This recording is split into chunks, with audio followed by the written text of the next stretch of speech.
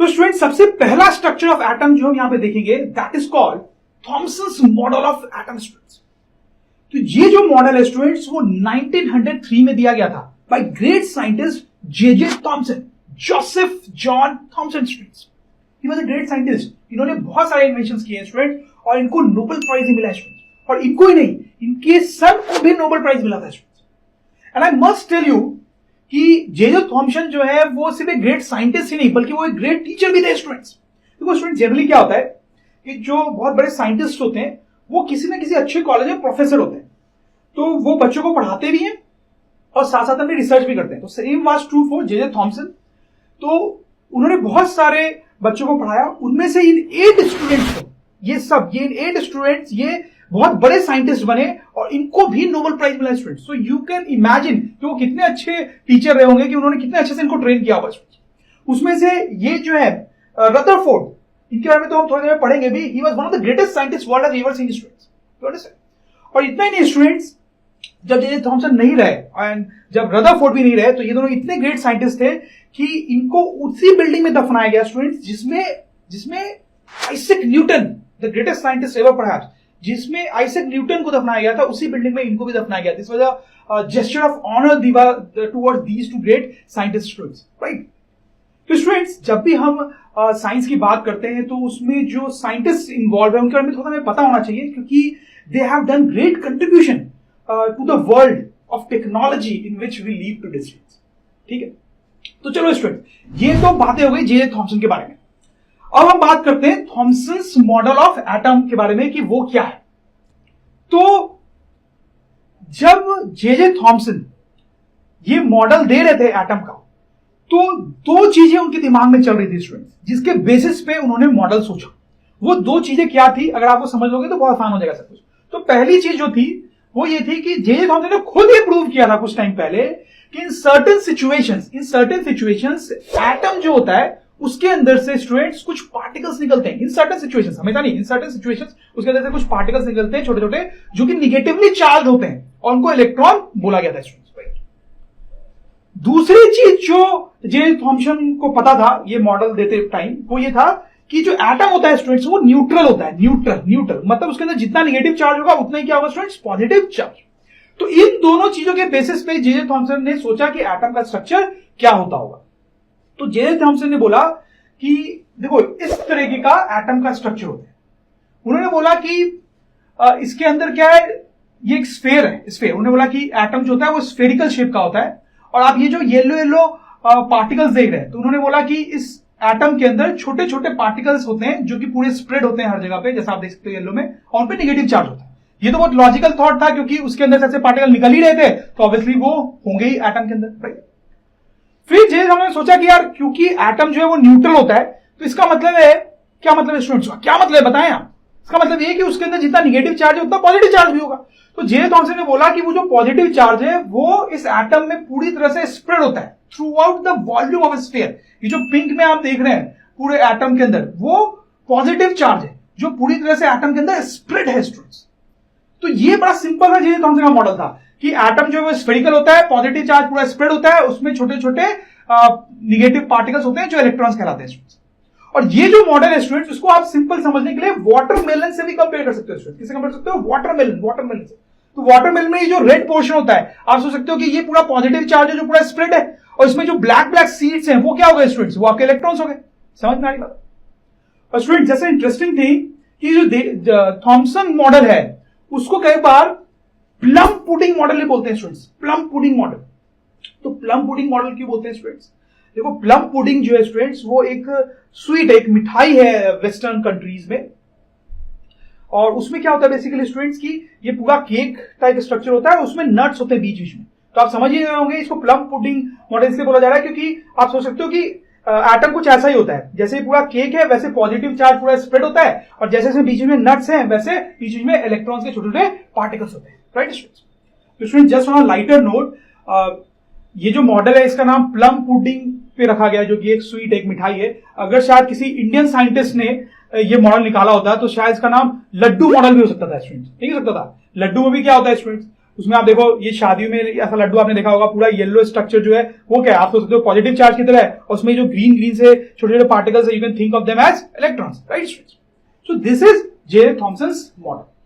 तो अगर आपसे एग्जाम में पूछा जाए कि जे थॉमसन्स मॉडल क्या होता है, तो आप क्या करेंगे स्टूडेंट्स, आप ऐसा डायग्राम बना सकते हो स्टूडेंट्स, और उसके बाद आप 2 पॉइंट्स लिख सकते हो जो मैं यहां पे आपको लिख के बता रहा हूं। तो स्टूडेंट्स ये 2 पॉइंट्स आप लिख सकते हो जो कि मैं आपको बता देता हूं, जो कि हमने पढ़ा भी है कि atom is spherical in shape with positive charge spread through out and negatively charge particles called electrons embedded through out. सही है स्टूडेंट्स। और दूसरा पॉइंट हम क्या बोल सकते हैं स्टूडेंट्स कि total positive charge inside atom is equal to total negative charge inside it. Students समझ में बात है students, that is end of J Thomson's model. Okay students, तो अब देखेंगे रदरफोर्ड्स गोल्ड फॉयल एक्सपेरिमेंट। तो जैसा कि स्टूडेंट आप समझ रहे हैं, यहां पर हम एक एक्सपेरिमेंट के बारे में पढ़ेंगे, और ये एक्सपेरिमेंट किया गया था रदरफोर्ड द्वारा और उनके स्टूडेंट्स द्वारा। तो students Rutherford was a great scientist and वो जे थॉमसन के स्टूडेंट भी थे, जैसे मैंने आपको बताया। इनको 1908 में नोबेल प्राइज मिला था स्टूडेंट्स। और स्टूडेंट्स ये जो एक्सपेरिमेंट मैं आपको बताने वाला हूं, this is one of the most historical and one of the most important experiments in the history of physics ever done students। ये इतना इंपॉर्टेंट एक्सपेरिमेंट है, शायद इससे ज्यादा पॉपुलर एक्सपेरिमेंट तो आपको कोई फिजिक्स पढ़ने को नहीं मिलेगा स्टूडेंट्स। तो this is a very very important experiment student, I must tell you. ये एक्सपेरिमेंट ऐसा एक्सपेरिमेंट है जिसने फिजिक्स की जो धारा है, फिजिक्स का जो वे है, वो ही चेंज कर दिया था। It's a very interesting and popular experiment.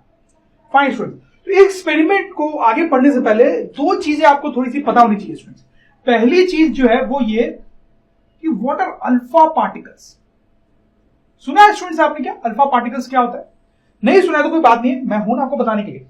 तो स्टूडेंट्स हीलियम का एटम होता है, वो तो आपने सुना ही होगा students. This is helium atom, right students. तो हीलियम के एटम में सब एटॉमिक पार्टिकल्स होंगे, neutrons, protons and electrons students, right. तो कितने कितने वो होते हैं, शायद आपको याद होगा स्टूडेंट्स, पिछले चैप्टर से हमने पढ़ा है 2 न्यूट्रॉन होते हैं, 2 प्रोटॉन होते हैं और 2 इलेक्ट्रॉन होते हैं। और नहीं भी याद है स्टूडेंट तो अब आप याद कर लेंगे कि हीलियम एटम के अंदर 2 न्यूट्रॉन, 2 प्रोटॉन, 2 इलेक्ट्रॉन होते हैं, राइट। अगर इस हीलियम एटम में से इन दोनों इलेक्ट्रॉन को हटा दिया जाए स्टूडेंट्स, तो हमारे पास ये बचेगा, will be left with this atom which will have 2 neutrons and 2 protons, और इलेक्ट्रॉन तो हमने हटा दिया स्टूडेंट्स। तो अब ये जो बच गया है students, that is called alpha particle. इसको अल्फा पार्टिकल बोलते हैं स्टूडेंट्स, ठीक है, समझ गए वो। तो alpha particle is very simple, alpha particle is helium atom with 2 electrons removed. अच्छा अब देखो स्टूडेंट्स, हीलियम एटम जो होता है वो न्यूट्रल होता है। क्यों न्यूट्रल होता है स्टूडेंट्स? उसमें 2 प्रोटॉन है और 2 इलेक्ट्रॉन है, आप समझ सकते हो। लेकिन क्या अल्फा पार्टिकल ये न्यूट्रल होगा स्टूडेंट्स? नहीं, आप समझ रहे होंगे इसमें सिर्फ 2 प्रोटॉन है, राइट। तो ये न्यूट्रल नहीं होता है स्टूडेंट्स, इसमें +2 चार्ज होगा, राइट स्टूडेंट्स। और इसका मास क्या होता है स्टूडेंट्स? आप समझ सकते हो, 2 इसमें न्यूट्रॉन है, 2 प्रोटॉन है, तो इसका जो मास है that will be 4 AMU, right students, या 4U भी लिख सकते हैं इसको। So that is alpha particle, that is the property of alpha particles, right. Now the second thing which you should know before studying this experiment is students gold foil, right. तो experiment का नाम ही है Rutherford's gold foil experiment, right. तो gold foil का मतलब simple है students कि gold की एक बहुत पतली सी शीट, बहुत पतली सी शीट। तो इस एक्सपेरिमेंट में आप देखेंगे कि गोल्ड की एक बहुत पतली शीट का हम यूज करेंगे स्टूडेंट्स। तो ऐसा क्यों है? ठीक है, देखो गोल्ड जो है वो तो महंगा होता है स्टूडेंट्स, तो जनरली उसको किसी एक्सपेरिमेंट में यूज करना एडवाइजेबल नहीं है, क्योंकि वो एक्सपेरिमेंट करना बहुत कॉस्टली हो जाएगा। लेकिन फिर भी रदरफोर्ड ने ये डिसाइड किया कि इस एक्सपेरिमेंट में वो गोल्ड फॉयल यूज करेंगे। तो उसका रीजन ये था स्टूडेंट्स कि रदरफोर्ड को पतली से पतली शीट चाहिए थी, एकदम पतली सी पतली शीट चाहिए थी। देखो मैं आपको समझाता हूं। सपोज करो ये आपके पास कोई शीट है जिसको आप साइड से देख रहे हो, ठीक है। तो ऐसे शीट है जिसको आप साइड से देख रहे हो, तो इसमें देखो स्टूडेंट्स बहुत सारे लेयर्स होंगे, ठीक है। इसमें बहुत सारे एटम होंगे। पहले तो आप समझो कोई भी चीज है वो बहुत सारे एटम से बनी होती है, तो आप सोच सकते हो इसमें बहुत सारे एटम्स के लेयर्स होंगे, राइट स्टूडेंट्स, ठीक है। रदरफोर्ड चाहते थे कि उनके पास एक ऐसी शीट हो जिसमें कम से कम लेयर हो एटम के। तो स्टूडेंट इसीलिए उन्होंने गोल्ड का इस्तेमाल किया। गोल्ड एक ऐसा सब्सटेंस है जिसकी आप मैक्सिमम पतली शीट बना सकते हो, मतलब जितनी पतली शीट आप गोल्ड की बना सकते हो ना, उससे ज्यादा पतली शीट आप दुनिया में किसी भी चीज की नहीं बना सकते हो। तो क्योंकि गोल्ड की शीट सबसे पतली बनाई जा सकती है, तो उसमें जो लेयर्स होंगे एटम्स के वो भी कम से कम होंगे। तो रदरफोर्ड ने जो शीट ली थी उसमें लगभग 1000 लेयर्स ऑफ एटम्स थे। तो आपको लग रहा होगा स्टूडेंट्स की 1000 लेयर भी तो बहुत ज्यादा है, वो इतने कम कहां हुए, लेकिन इससे पतली शीट बनाना पॉसिबल नहीं था स्टूडेंट उस टाइम पे। तो he did what was best. तो आपको ये भी समझना है कि गोल्ड क्यों यूज किया, क्योंकि अगर वो कोई और सब्सटेंस लेते तो इतनी पतली शीट नहीं बनती, उससे मोटी शीट बनती। फाइन। तो अब हम देखेंगे सेटअप ऑफ द एक्सपेरिमेंट कि ये जो एक्सपेरिमेंट है उसमें क्या सेटअप किया गया था। तो देखो इस तरह का कुछ सेटअप था स्टूडेंट्स। तो इसमें आप देखो कि एक तो आप बीच में देखो वो जो शीट आपको दिख रही है दैट इज गोल्ड फॉइल, जिसके बारे में हमने देखा। फिर आप यहां पे ये बॉक्स जैसा स्ट्रक्चर देखो, this is actually gun of alpha particle.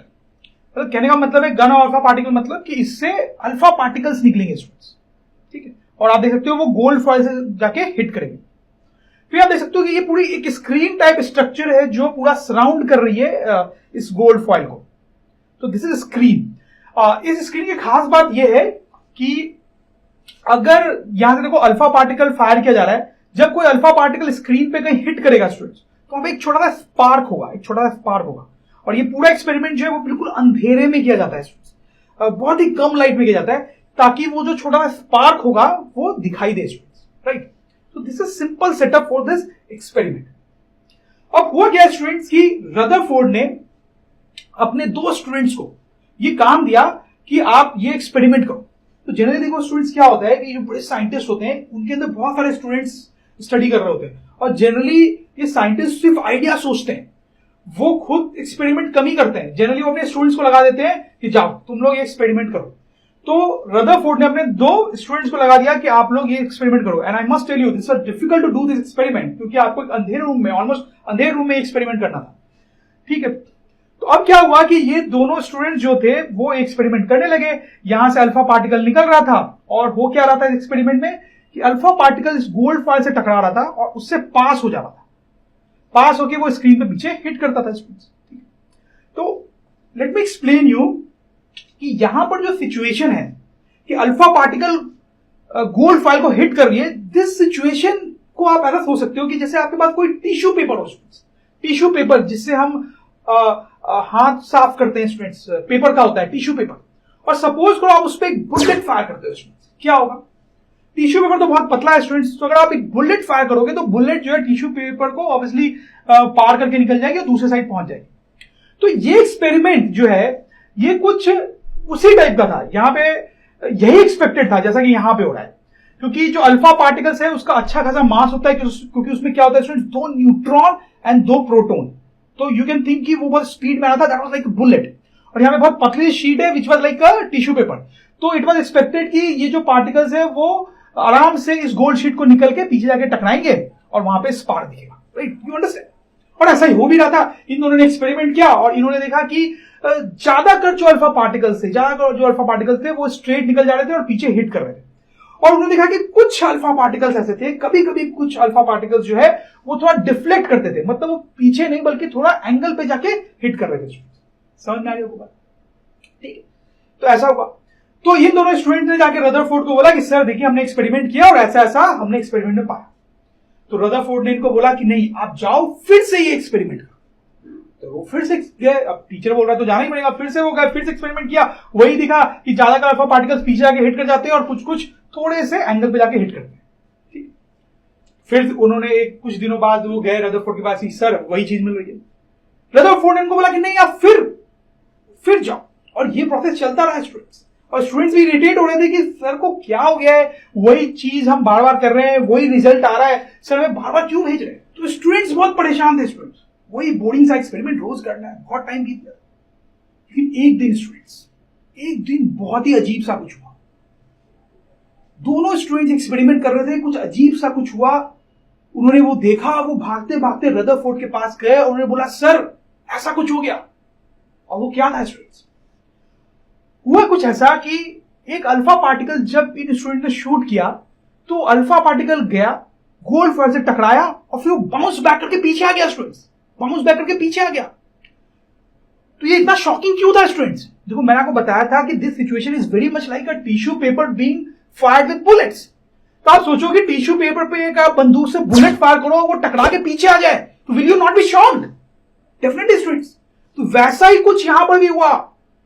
तो इन्होंने जाके रदरफोर्ड को बताया कि सर ऐसा हो रहा है। तो रदरफोर्ड ने बोला इसीलिए मैं बोल रहा था कि एक्सपेरिमेंट करते रहो, कभी ना कभी कुछ होगा। तो ये बड़ी इंटरेस्टिंग बात थी, ये बड़ी इंटरेस्टिंग बात थी। तो इस बात पे हम बहुत डिटेल में भी स्टडी करेंगे, बट उससे पहले स्टूडेंट्स, ये जो एक्सपेरिमेंट है इसमें क्या ऑब्जर्वेशंस हुए उसको थोड़ा हम नोट डाउन कर लेते हैं students. Observations of Rutherford's gold foil experiment. तो इसमें 3 पॉइंट ऑब्जर्व किए गए स्टूडेंट्स। 3 पॉइंट। क्या 3 पॉइंट थे स्टूडेंट्स? तो पहला ऑब्जर्वेशन क्या था स्टूडेंट्स, कि ज्यादातर जो पार्टिकल्स थे वो स्ट्रेट निकल जा रहे थे, right? So most of the alpha particles went undeflected through gold foil, right students? Second observation क्या था, कि कभी कभी कुछ अल्फा पार्टिकल्स डिफ्लेक्ट हो जाते थे। Rarely some alpha particles used to deflect by small angle, right? ये सेकेंड था। और थर्ड पॉइंट क्या था स्टूडेंट? थर्ड ऑब्जर्वेशन क्या था, कि बहुत ही रेयरली कभी ऐसा होता था कि कोई अल्फा पार्टिकल बाउंस बैक करता था gold fire attack. Very rarely a few alpha particles will collide with the gold foil and bounce back, right student? समझिए आपको बात। तो यह से पूछा जाएगा student, this is one of the very favourite questions in exams कि जो गोल्ड फॉयल एक्सपेरिमेंट है उसमें क्या ऑब्जर्वेशंस पाए जाते हैं। तो ये आपको रट गया होगा स्टूडेंट्स, और आपको ये पता होना चाहिए अच्छे से। फाइन। अब स्टूडेंट्स ये समझने का टाइम है कि ये जो ऑब्जर्वेशंस थे एक्सपेरिमेंट के, ये बहुत शॉकिंग थे, ठीक है? खास करके ये लास्ट वाला पॉइंट बहुत शॉकिंग था कि कोई अल्फा पार्टिकल बाउंस बैक क्यों हो रहा है। बहुत शॉकिंग था स्टूडेंट्स। क्यों शॉकिंग था? क्योंकि स्टूडेंट्स जब ये एक्सपेरिमेंट परफॉर्म किया जा रहा है उस टाइम दुनिया में कौन सा मॉडल ऑफ एटम चर्चा में है, कौन सा मॉडल ऑफ एटम लोगों को लगता है सही है? Thomson's model, right? ये सब हटाते हैं, थॉमसन्स मॉडल, ठीक है? जब ये एक्सपेरिमेंट किया जा रहा था तो उससे उस टाइम पे ये माना जा रहा था कि थॉमसन का जो मॉडल है वो सही है, ठीक है? अब देखो मैं आपको थोड़ा बताता हूं कि थॉमसन के मॉडल को अगर हम थोड़ा सा ध्यान दें तो थॉमसन का मॉडल में जो एटम्स होते हैं वो कुछ ऐसे होते हैं। अगर आप किसी भी एक एटम को देखें तो उसमें ज्यादातर जो स्पेस है वो पॉजिटिव चार्ज से फिल्ड होती है और उसमें छोटे छोटे इलेक्ट्रॉन्स होते हैं। और प्लीज माइंड, इलेक्ट्रॉन्स बहुत हल्के होते हैं और निगेटिव होते हैं, राइट? तो आप सोचो कि जो गोल्ड फॉयल था स्टूडेंट्स उसके अंदर बहुत सारे एटम्स होंगे, और थॉमसन मॉडल के अकॉर्डिंग वो जो एटम्स होंगे वो कुछ ऐसे होंगे, राइट स्टूडेंट्स? तो अगर आप यहां पे अल्फा पार्टिकल्स बम्बार्ड करते हो इनपे, तो इस मॉडल के अकॉर्डिंग अगर एटम ऐसा है तो क्या होना चाहिए? आप सोच के देखो इस मॉडल में कुछ ऐसा है नहीं। ये एटम के अंदर कुछ भी ऐसा कोई सॉलिड सा, कुछ बहुत स्ट्रॉन्ग सा सब्सटेंस नहीं है, राइट? लेकिन जो अल्फा पार्टिकल है वो हैवी है स्टूडेंट्स। एक अल्फा पार्टिकल के अंदर क्या होता है स्टूडेंट्स? 2 neutron 2 proton, right? और आपको पता होगा न्यूट्रॉन प्रोटॉन हैवी होते हैं स्टूडेंट्स, राइट? तो अगर एटम का स्ट्रक्चर ऐसा है जैसे कि थॉमसन ने बोला था, तो ये जो अल्फा पार्टिकल्स है इनको क्या होना चाहिए स्टूडेंट्स? ये यहां से एटम से पास करेंगे, और क्योंकि अल्फा पार्टिकल से पॉजिटिव चार्ज है, तो जब यहां से पास करेंगे तो क्या होगा कि एटम के अंदर भी पॉजिटिव और निगेटिव चार्ज है, तो कुछ रिपल्शन या अट्रैक्शन अल्फा पार्टिकल्स पे लगेगा, जिसके कारण उसका पाथ थोड़ा सा क्या हो जाएगा स्टूडेंट्स? डिफ्लेक्ट हो जाएगा, राइट स्टूडेंट्स? थोड़ा डिफ्लेक्ट होना चाहिए। समझ रहे हो बात को? एटम के अंदर भी पॉजिटिव निगेटिव चार्ज स्प्रेड है, अल्फा पार्टिकल से भी चार्ज है, तो जब वो पास करेगा तो उस पर कुछ फोर्स लगेंगे पॉजिटिव और निगेटिव चार्ज के कारण, जिसके कारण वो थोड़ा सा डिफ्लेक्ट होते हुए बाहर आएंगे सारे alpha particles, right? So this is what was expected, कि क्या तो अल्फा पार्टिकल्स मोर लेस सीधे से आ जाएंगे या फिर थोड़े थोड़े डिफ्लेक्ट होंगे। लेकिन वो बाउंस बैक जो कर गया वो इस मॉडल से एक्सप्लेन नहीं हो रहा है स्टूडेंट्स। समझ में आ रही है आपको? तो that was a big problem. इसीलिए वो जो ऑब्जर्वेशन था वो शॉकिंग था, और उस ऑब्जर्वेशन से ये समझ में आया कि थॉमसन का जो मॉडल है वो डेफिनेटली गलत है स्टूडेंट्स, ठीक है? क्योंकि अगर थॉमसन का मॉडल सही होता तो यही होता ना, कोई अल्फा पार्टिकल पीछे बाउंस बैक नहीं करता। तो इससे ये समझ में आया कि थॉमसन का मॉडल जो है वो सही नहीं था। तो स्टूडेंट्स हम लिखेंगे यहां पे लिमिटेशंस ऑफ थॉमसन मॉडल, कि लिमिटेशन ऑफ थॉमसन मॉडल का मतलब है कि थॉमसन मॉडल में क्या प्रॉब्लम्स थी जिसके कारण उसको रिजेक्ट किया गया, बोला गया कि वो सही नहीं है। तो पहली प्रॉब्लम क्या थी स्टूडेंट्स? आप ही बताएं, सबसे बड़ी प्रॉब्लम क्या थी?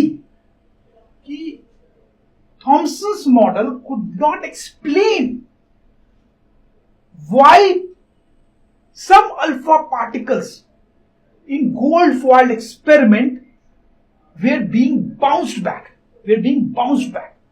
समझ में आ रही बात आपको? थॉमसन मॉडल से बिल्कुल भी क्लियर नहीं हो रहा था कि उस एक्सपेरिमेंट में कुछ अल्फा पार्टिकल्स क्यों बाउंस बैक कर रहा है। इससे समझ में आया कि ये मॉडल गलत है। और दूसरा लिमिटेशन भी आप लिख सकते हो कि Thompson model could not explain why most of the alpha particles went undeflected in gold foil experiment.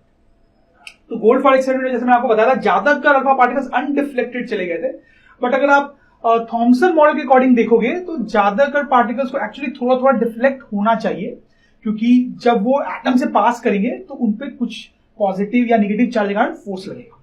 Fine students, this is very important कि क्यों थॉमसन के मॉडल को बाद में गलत मान लिया गया, बिकॉज इस एक्सपेरिमेंट में, ये जो रदरफोर्ड का एक्सपेरिमेंट था उसमें उसको ये थॉमसन मॉडल एक्सप्लेन नहीं कर पा रहा था। These are the limitations of the Thomson model. Fine students, देखो कैसे साइंस आगे बढ़ती है। आप समझो कि पहले थॉमसन ने एक मॉडल दिया एटम का, लोगों को लगा कि वो सही है।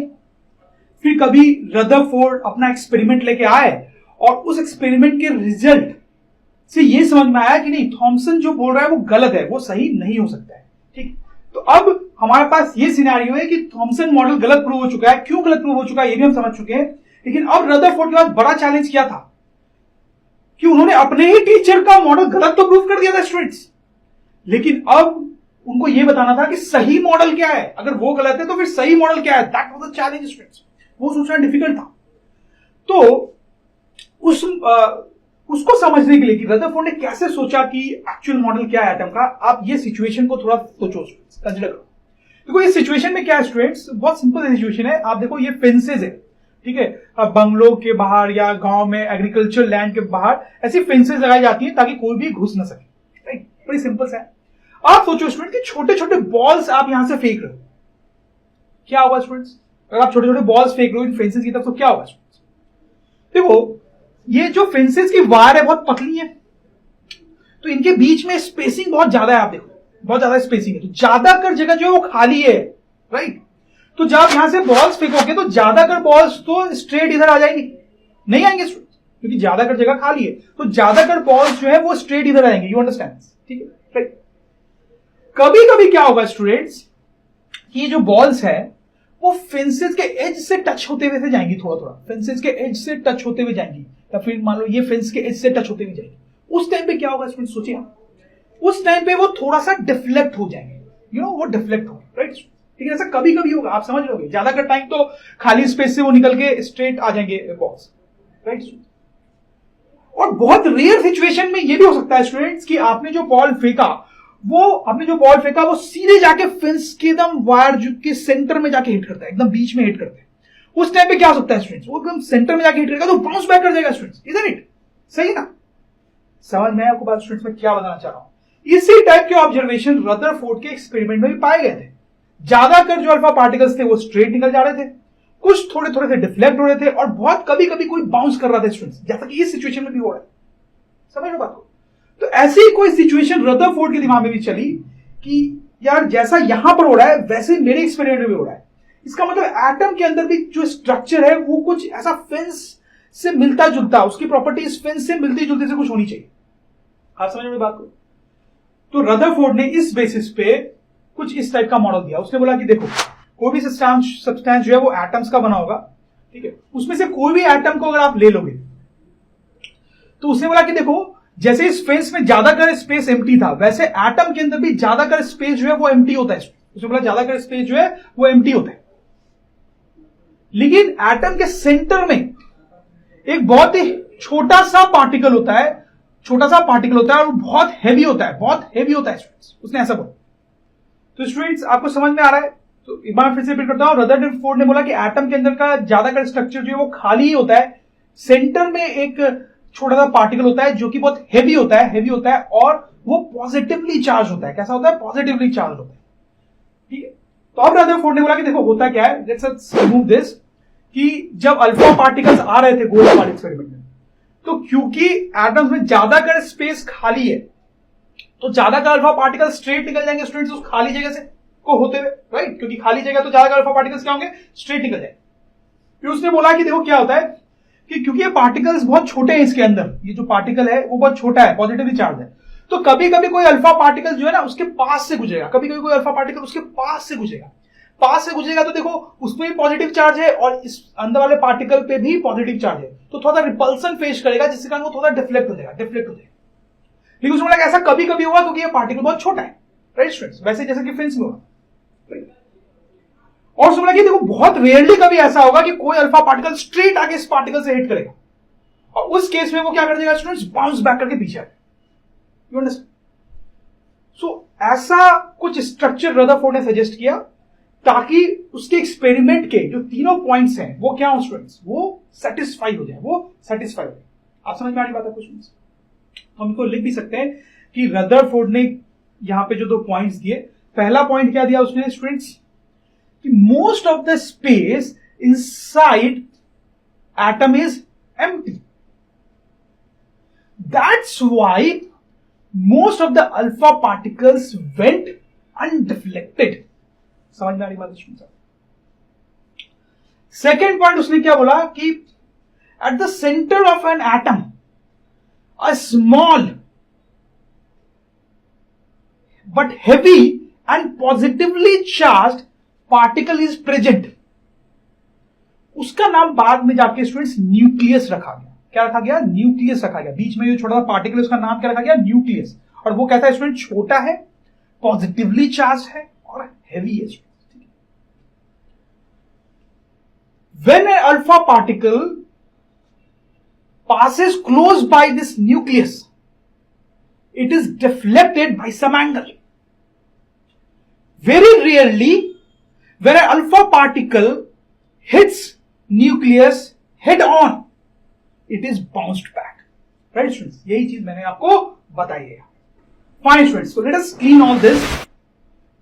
So देखो अभी भी लेकिन एक प्रॉब्लम है स्टूडेंट्स। रदरफोर्ड क्या बोल रहा है कि ये एक एटम है और इस एटम में ज्यादा का स्पेस एम्प्टी है, सेंटर में एक पार्टिकल है, इसका नाम न्यूक्लियस है, वो पॉजिटिवली चार्ज है।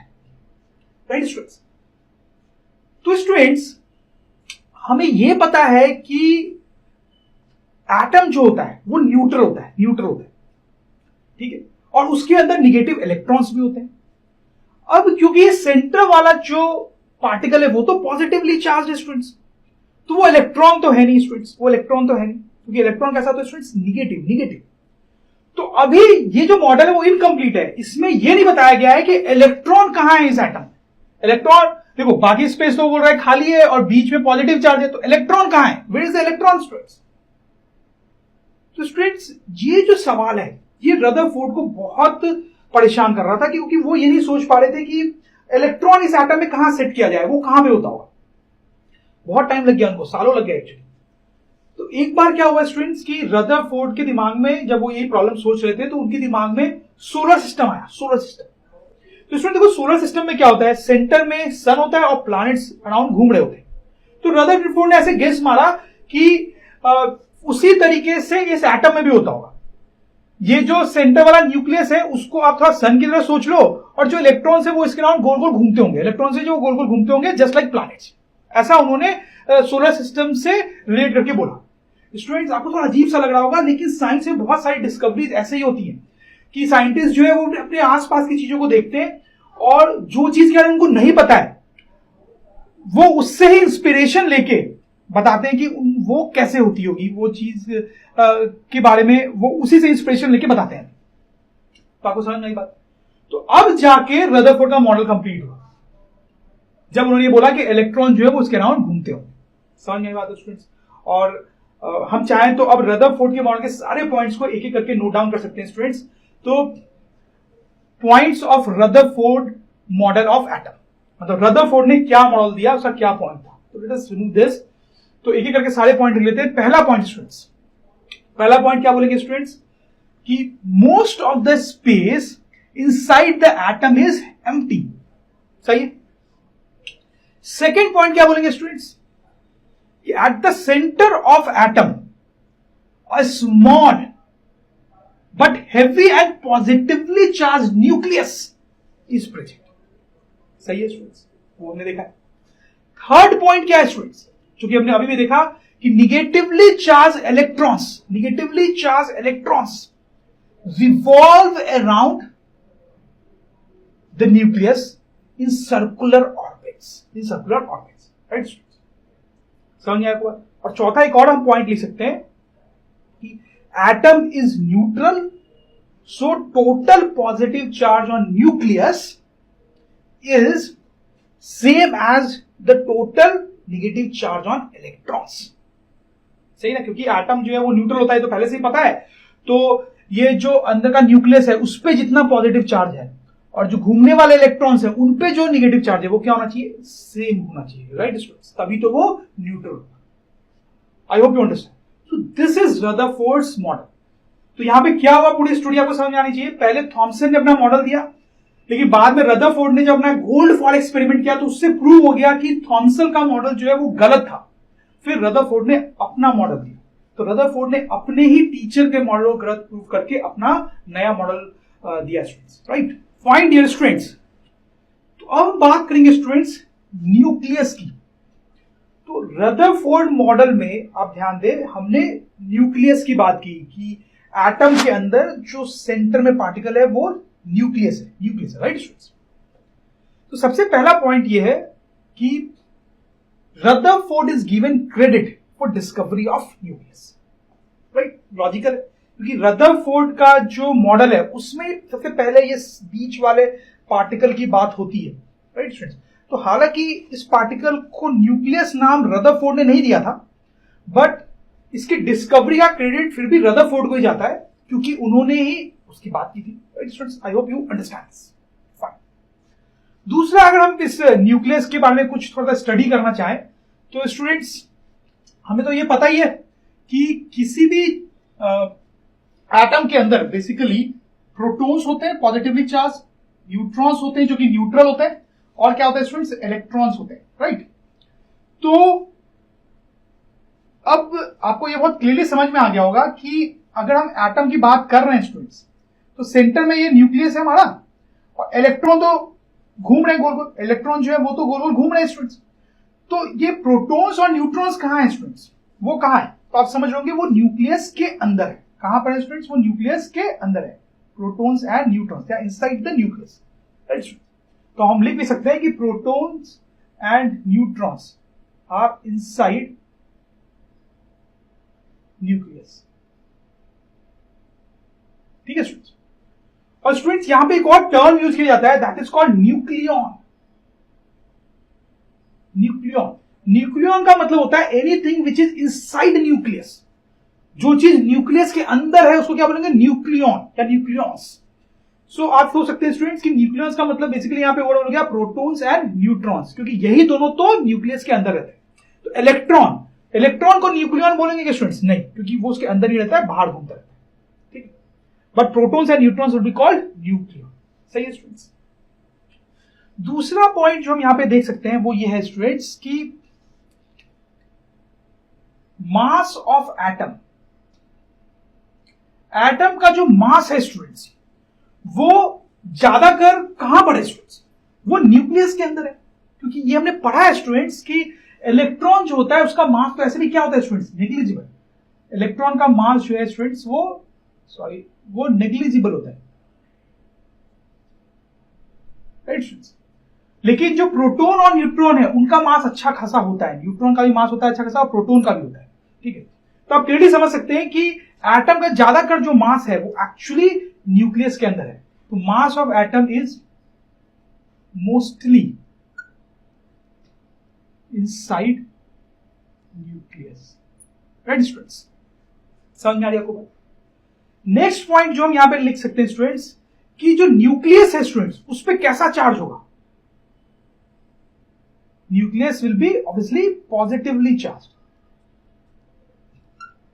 क्यों पॉजिटिवली चार्ज स्टूडेंट्स? क्योंकि ऑब्वियसली इसके अंदर प्रोटॉन है। तो these are some of the points, general points which you have to keep in mind कि न्यूक्लियस के अंदर प्रोटॉन्स और न्यूट्रॉन्स होते हैं, इलेक्ट्रॉन बाहर घूम रहे होते हैं।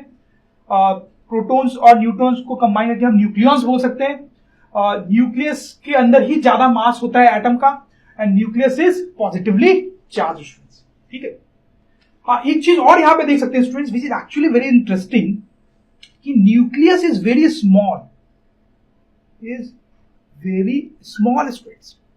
ये जो न्यूक्लियस होता है बहुत ही छोटा होता है स्टूडेंट्स।